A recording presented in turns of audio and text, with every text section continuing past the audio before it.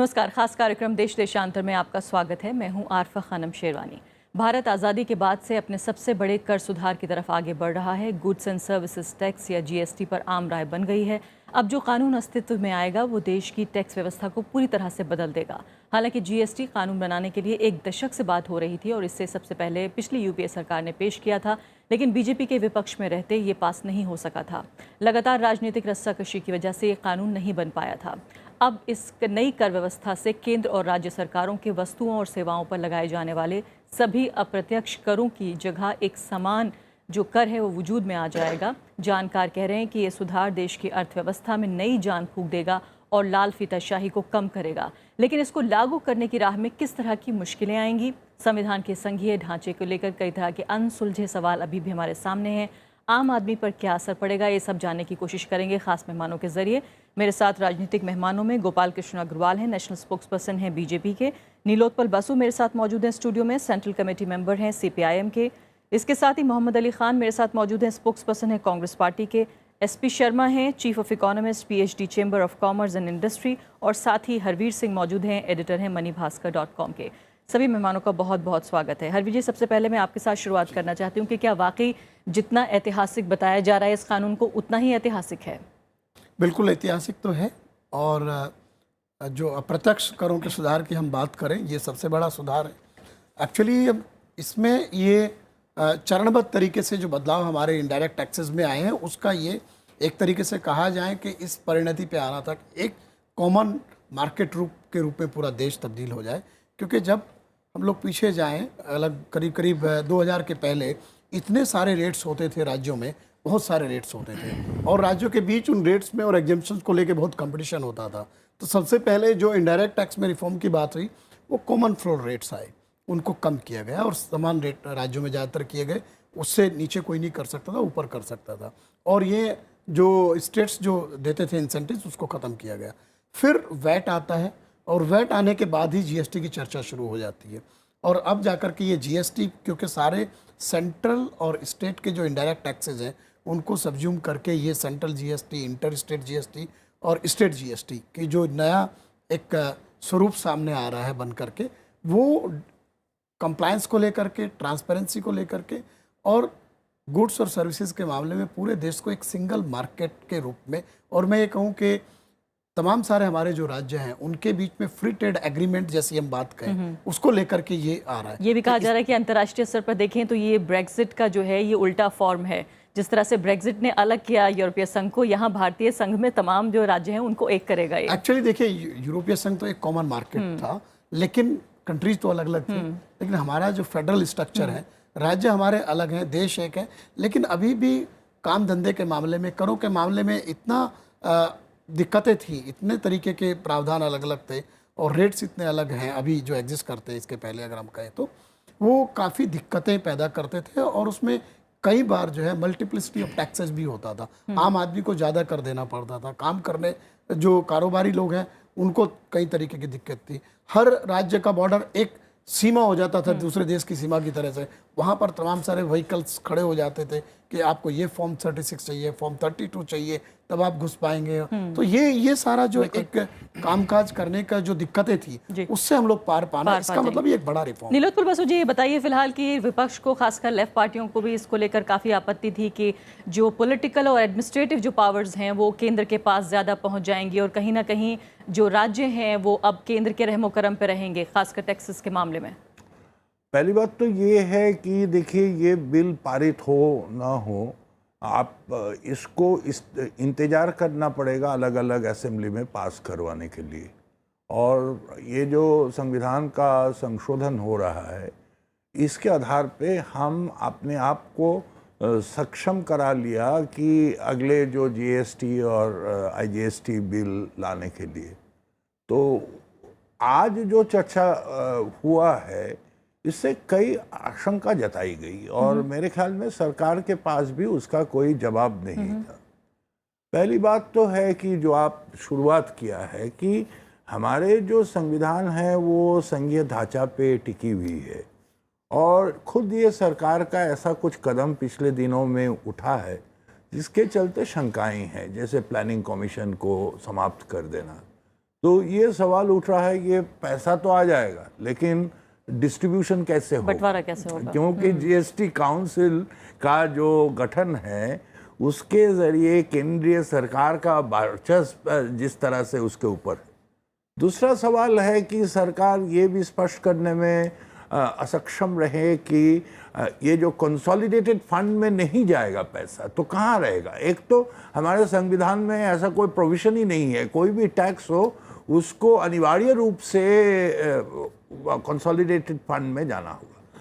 तीसरी सवाल है जो हरवीर जी भी बोल रहे थे, देखिए ऐसे हमारे देश में अप्रत्यक्ष कर बहुत ज़्यादा है प्रत्यक्ष कर के तुलना में।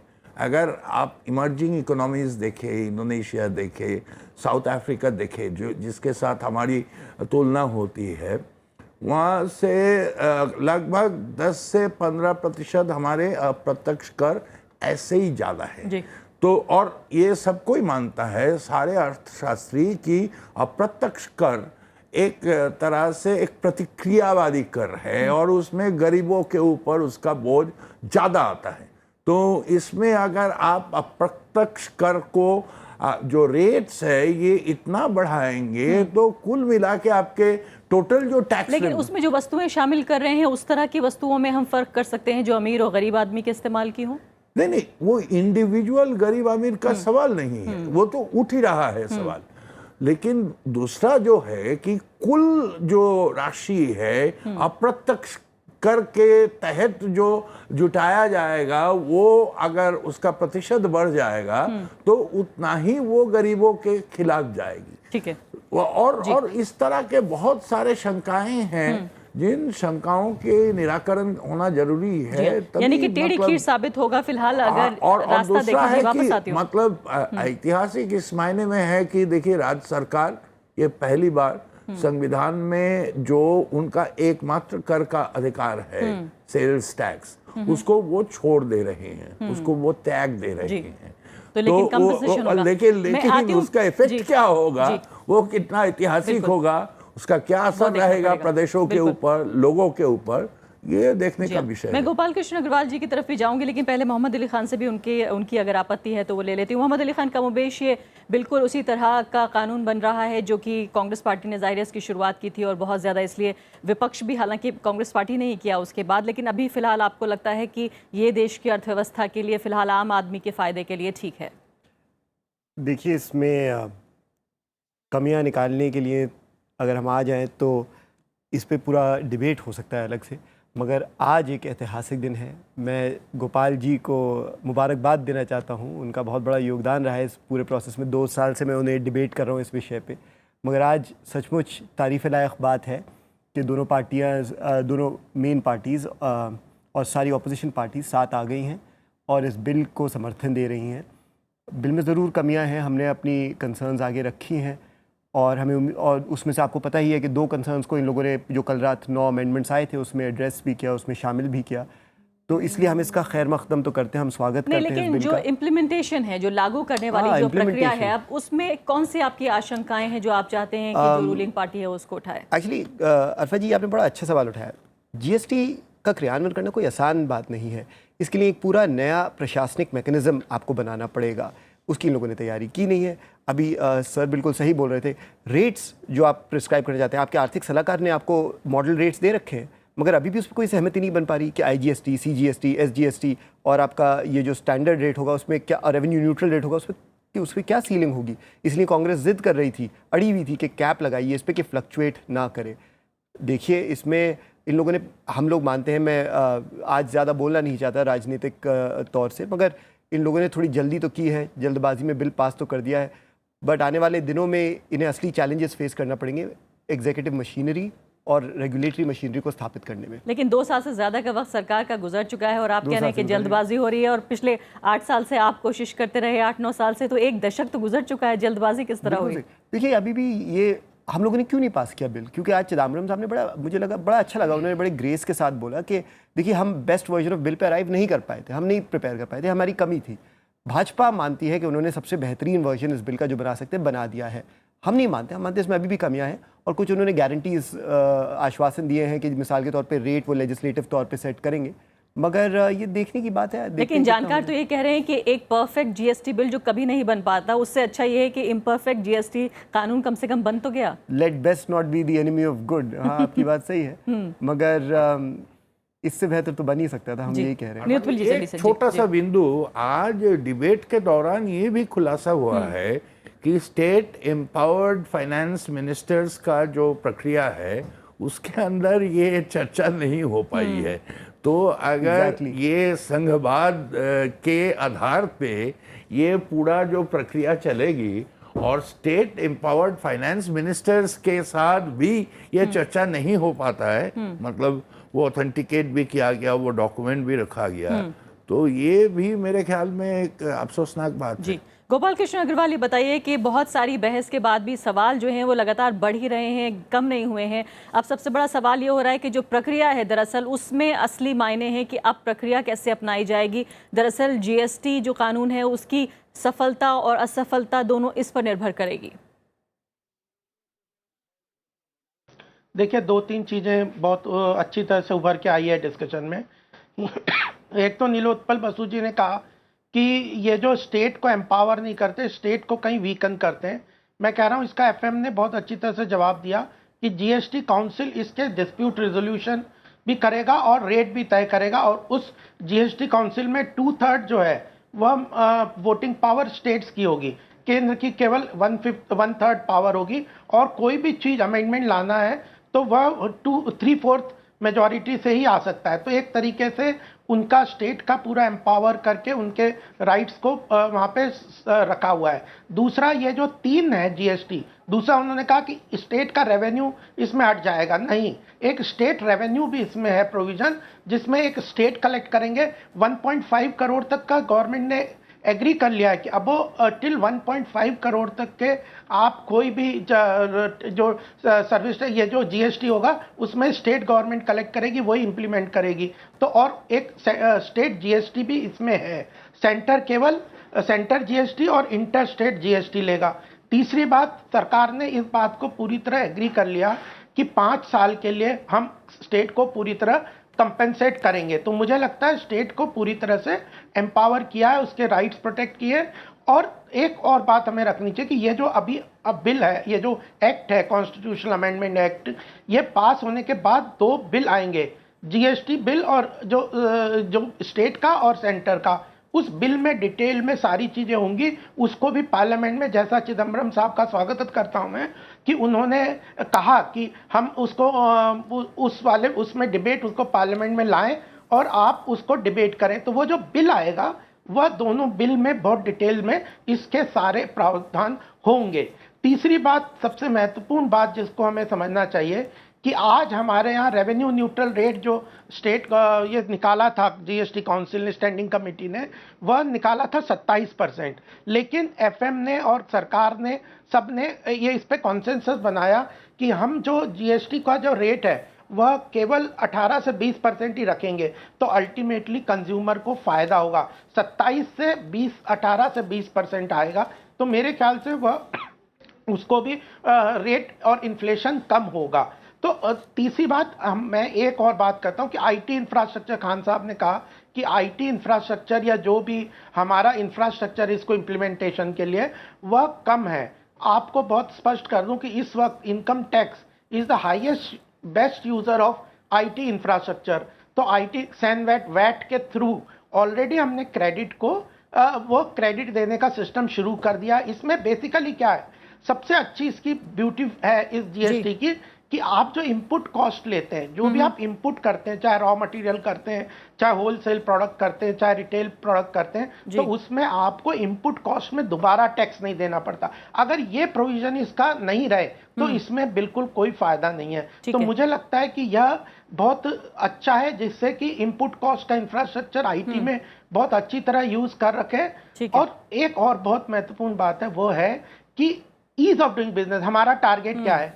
Ease of doing business. Ease of doing business में स्टेट लेवल पे 7 या 8 टैक्स इसमें इंक्लूड हो जाएंगे, सेंटर में 4 या 5 टैक्स इंक्लूड हो जाएंगे, और मात्र 3 रहेंगे जो आने वाले समय में उसको और रिड्यूस करेंगे। तो मेरे ख्याल से यह जो बात है कि यह जो ईज ऑफ डूइंग बिजनेस है, बिजनेसमैन को फायदा है, ट्रेडर को फायदा है, कंज्यूमर को फायदा है, और सबसे बड़ा फायदा एग्रीकल्चर या जो नेशनल मार्केट मैन्युफैक्चर को होगा वह होगा। आज हमारे यहाँ समस्या क्या है कि किसी देश के किसी क्षेत्र में एक्स रेट होता है और कंज्यूमर को उसके 4 गुना, 6 गुना, 8 गुना में उसको माल बिकता है। तो अल्टीमेटली कंज्यूमर को, प्रोड्यूसर को तो कुछ रेट नहीं मिलता। तो मेरे ख्याल से यह जो नेशनल मार्केट जो है यह सबसे महत्वपूर्ण है। और जहां तक जो यूरोप की बात है, ब्रेक्सिट की बात है, वो तो शर्मा भी मौजूद है यहाँ पर, वो अलग अलग कंट्री थे। ठीक है, तो मेरे ख्याल से शामिल करती हूँ, वापस आती हूँ, समय थोड़ा कम है। मैं कहता हूँ कि ये इंडस्ट्री सब स्वागत कर रहेगी इस चीज को।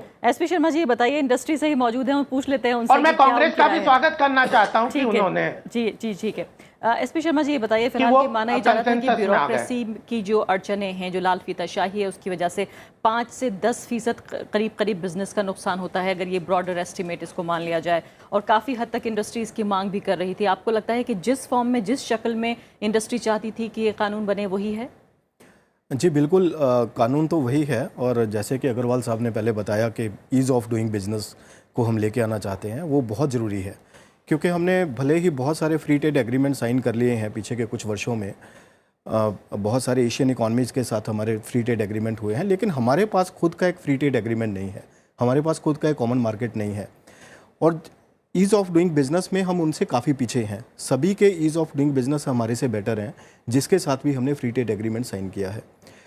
और लेवल प्लेइंग फील्ड नहीं होता है, क्योंकि हमारे ऊपर जो ट्रांजैक्शन कॉस्ट पड़ती है, जो एक मान लीजिए एक मैन्युफैक्चरिंग यूनिट एक उत्तराखंड में है, वो राजस्थान से कुछ इंपोर्ट करके एक मैन्युफैक्चरिंग कर रहा है, तो उसके ऊपर जो कास्केडिंग इम्पैक्ट आता है जब वो इंपोर्ट करता है, जो ट्रांजिशनल स्टेट्स बीच में आती हैं, जो टैक्स के ऊपर टैक्स लगता चला जाता है, उसका इफेक्ट बहुत 10% से भी ऊपर चला जाता है। तो उसका जो कॉम्पिटिटिवनेस है वो इंडिया में ही किल हो जाता है, वो इंटरनेशनल मार्केट में तो कम्पीट करने के लायक ही नहीं रहता। तो जिस वजह से हमारा जो इंटरनेशनल ट्रेड है, जो एक्सपोर्ट्स हैं, वो भी इम्पैक्ट होते हैं।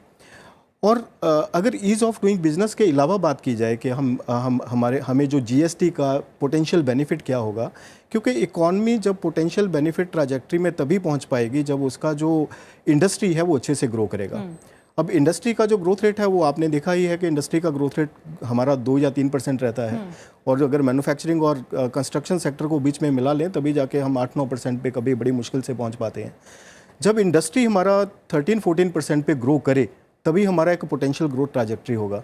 पोटेंशियल ग्रोथ ट्रैजेक्टरी की हम बात क्यों करते हैं कि हमें क्यों पोटेंशियल ग्रोथ रेट अचीव करना चाहिए, क्योंकि हमें एम्प्लॉयमेंट जनरेट करना है। एम्प्लॉयमेंट जनरेट कब हो पाएगा? जब मैन्युफैक्चरिंग प्रोसेस में एक बढ़ोतरी होगी, जो प्रोडक्शन पॉसिबिलिटी फ्रंटियर्स हैं वो इंक्रीज होंगे। जब मैन्युफैक्चरर अपना प्रोडक्शन पॉसिबिलिटी इंक्रीज कर पाएंगे, वो कब कर पाएंगे? जब ईज ऑफ डूइंग बिजनेस होगा, और जब उनको, और शायद इसी से जो है मेक इन इंडिया को भी बढ़ावा मिलेगा, मेक इन इंडिया को बढ़ावा मिलेगा, फाइनली मेक इन इंडिया जो है वो टेक ऑफ कर पाएगा। क्योंकि जितने भी गवर्नमेंट ऑफ इंडिया ने प्रोग्राम्स अनाउंस किए हैं वो बहुत ही अच्छे हैं, और उनके फ्रूटफुल रिजल्ट्स तभी आएंगे जब ये ईज ऑफ डूइंग बिजनेस से रिलेटेड जो टैक्सेशन सिस्टम है वो एक सबसे बड़ी प्रणाली होती है। कोई भी इन्वेस्टर बाहर से जब किसी कंट्री में एंटर करता है तो ये देखता है कि इसका टैक्सेशन सिस्टम कैसा है। जब उसको ऐसे कास्केडिंग इम्पैक्ट मिलेगा या टीडीएस टैक्स प्रोसेस मिलेगा, तब उसका जो विचार है कई बार बदल जाता है। लेकिन बड़े कारोबारियों के अलावा जो स्टेट्स में अंदर कारोबारी काम करते हैं, छोटा कारोबारी है, उसके ऊपर क्या फर्क पड़ेगा?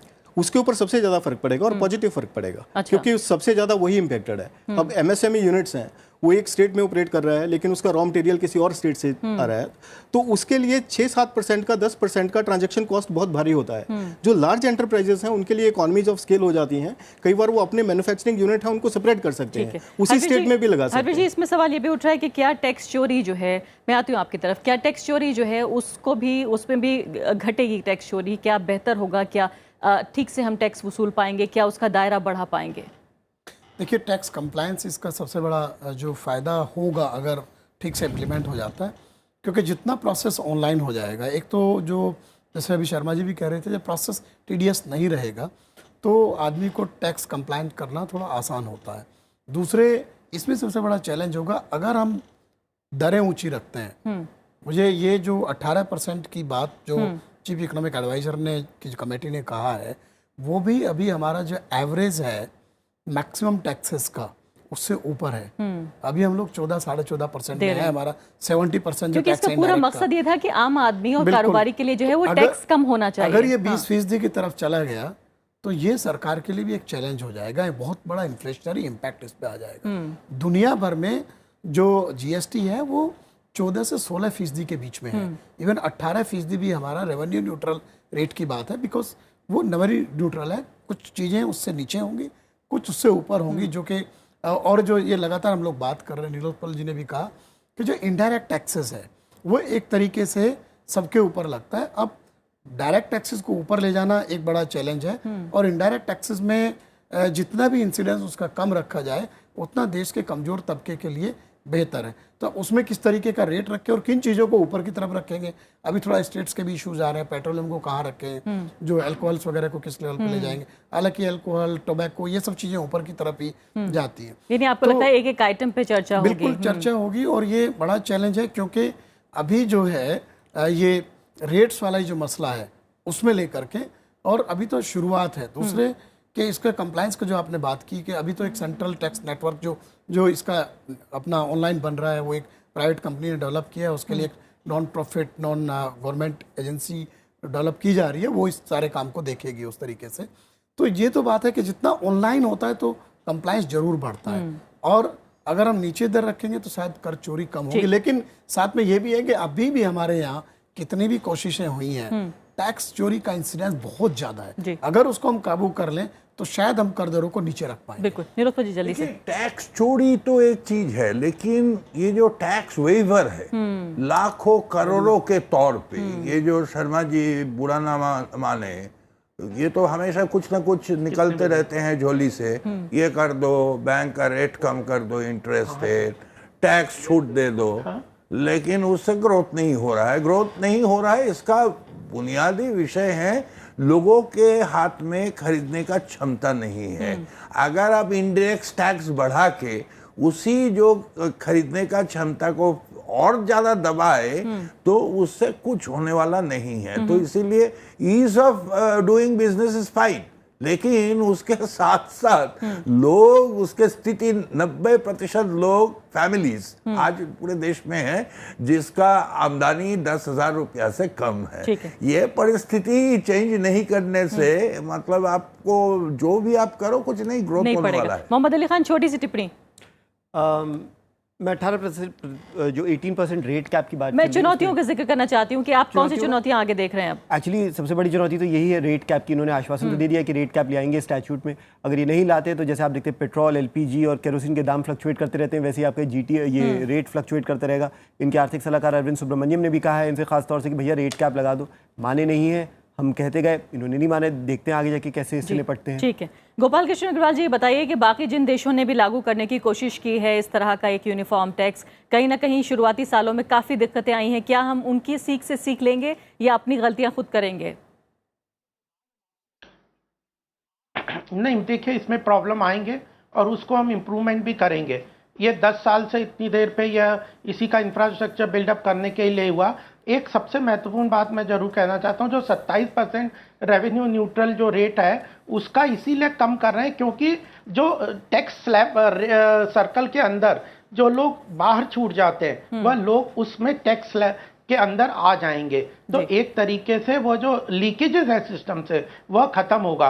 और जो इंटरनेशनल लेवल पे जो बात है कि 14 से 15 और 18% के बीच में, तो इसीलिए धीरे धीरे उसको कम करके उसी रेट पे जाएंगे जाके, ताकि जो आम आदमी को इसकी इन्फ्लेशनरी प्रेशर कम हो, सरकार को जो रेवेन्यू है वो एश्योर मिले, जो ट्रांसपेरेंसी आए, जो उसमें लीकेजेस हैं वो खत्म हो, और एक आईटी इंफ्रास्ट्रक्चर। यानी मुद्दे चुनौतियां बहुत है, लेकिन समय समाप्त हो गया है। जाहिर है हमारी बहस जो है वो जारी रहेगी। फिलहाल कार्यक्रम का समय खत्म हो गया है, तो साफ तौर पर इस ऐतिहासिक कानून के बाद अब देखना ये होगा कि जो प्रक्रिया है, जो दरअसल सबसे टेढ़ी खीर है, वो किस तरह से अंजाम पाती है, और उसी में शायद ये पहेली है कि ये कामयाब रहता है या उतना कामयाब नहीं रहता है कानून। इसी के साथ अभी के लिए इतना ही, नमस्कार।